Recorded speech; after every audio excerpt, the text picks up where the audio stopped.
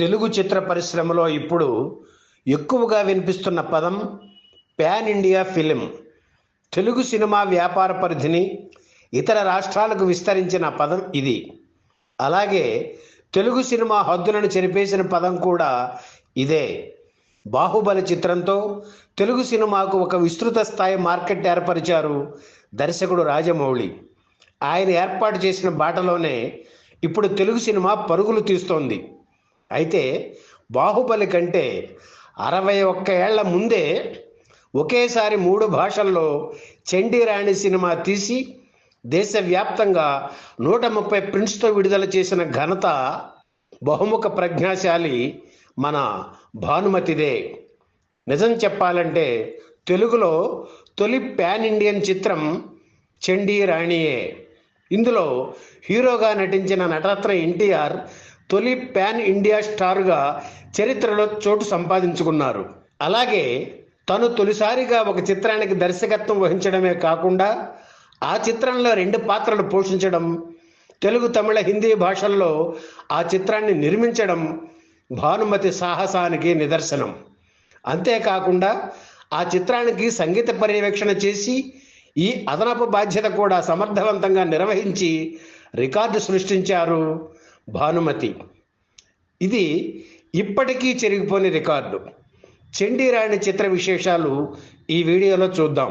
Alexander డ్యూమస్ రాసిన కార్పికన్ brothers నవల ఆధారంగా హాలీవుడ్లో ఒక సినిమా వచ్చింది. ఆ చిత్రం స్ఫూర్తితో తమిళంలో అపూర్వ సహోదర గళ్ సినిమా జెమినీ సంస్థ నిర్మించింది. ఎంకే రాధ ద్విపాత్ర అభినయం చేసిన ఈ చిత్రంలో భానుమతి హీరోయిన్గా నటించారు. 1949లో వచ్చిన ఈ చిత్రాన్ని తెలుగులో అపూర్వ సహోదరుల పేరుతో, హిందీలో నిసాన్ పేరుతో రిలీజ్ చేస్తే ఆ 2 భాషల్లోనూ హిట్ అయింది. ఇలా హీరో ద్విపాత్రాభినయం కాకుండా హీరోయిన్తో 2 పాత్రలు వేయిస్తే ఎలా ఉంటుందన్న ఊహకు చిత్రరూపం చండీరాణి. చండీరాణికి ముందు తీసిన చిత్రాలన్నీ బయటి స్టూడియోలలో నిర్మించారు భానుమతి, రామకృష్ణ.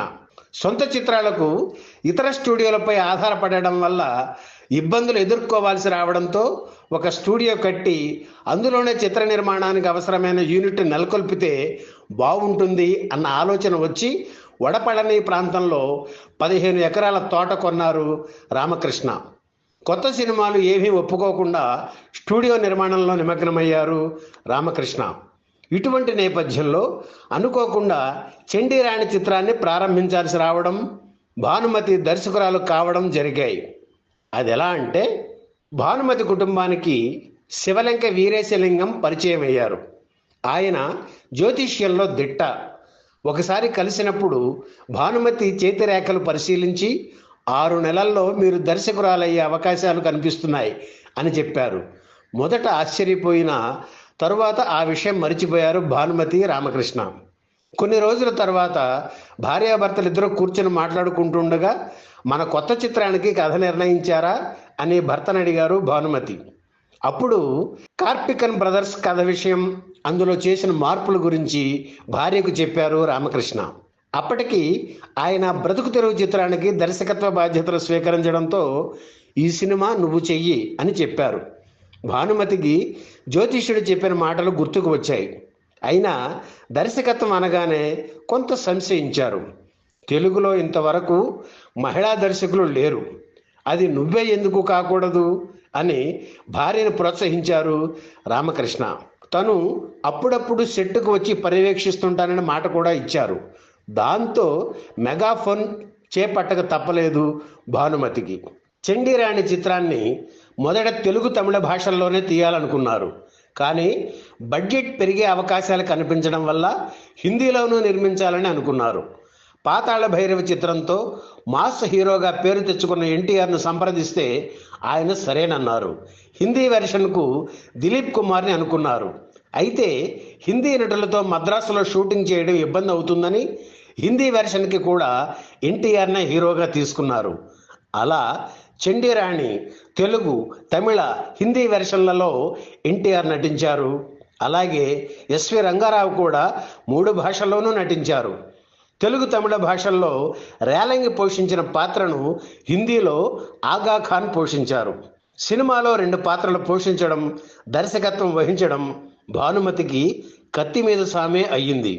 అయినా వెనుకంజ వేయకుండా చక్కని ప్లానింగ్తో చిత్రాన్ని పూర్తి చేశారు భానుమతి. ఇందులో కమలలైన చండీరాణిగా, చెంపగా భానుమతి నటించారు. ఆమె కెమెరా ముందు ఉన్నప్పుడు associate director P V Ramarao start to cut చెప్పేవారు. తదనంతర కాలంలో ఈయన అక్కినేని నటించిన భక్త జయదేవ చిత్రానికి దర్శకత్వం వహించారు.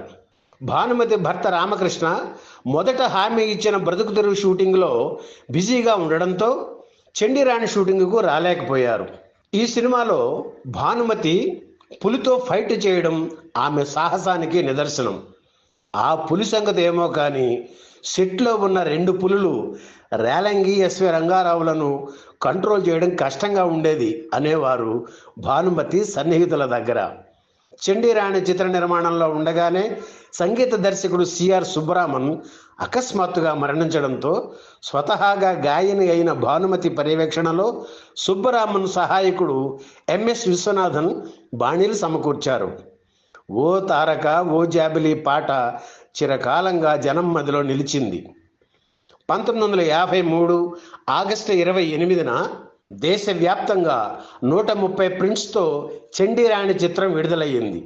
హిందీ వెర్షన్ పంపిణీ హక్కులు ఆల్ ఇండియా ఫిల్మ్ కార్పొరేషన్ పొందింది.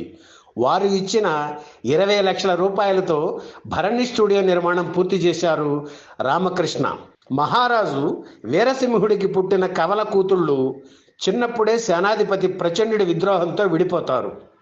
ఒకరు అడవుల్లో ధైర్యశాలిగా, మరొకరు రాజ్యంలో సుకుమారంగా పెరుగుతారు. ప్రచండుడి కుట్ర వల్ల మంత్రి మరణిస్తాడు. అతని కుమారుడు కిషోర్ కక్ష తీర్చుకోవాలనుకోవడం, విడిపోయిన కవల సోదరీమణులు కలిసి అతనికి సహకరిస్తారు. చివరికి ప్రచండు చండీ మరణిస్తే చెంపను కిషోర్ పెళ్లి చేసుకుంటాడు. క్లుప్తంగా చండీరాణి కథ ఇది. కథగా చూస్తే ఇందులో కొత్తదనం ఏమీ లేదు. అయితే ఈ కథను నడిపించిన విధానం ప్రేక్షకుల్ని ఎంతగానో ఆకట్టుకుంది.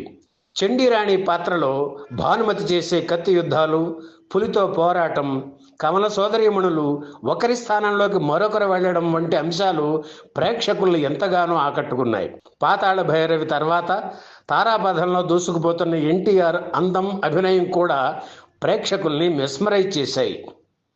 ఈ వీడియో మీకు నచ్చితే లైక్ చేయండి, షేర్ చేయండి, వెంటనే సబ్స్క్రైబ్ కూడా చేయండి.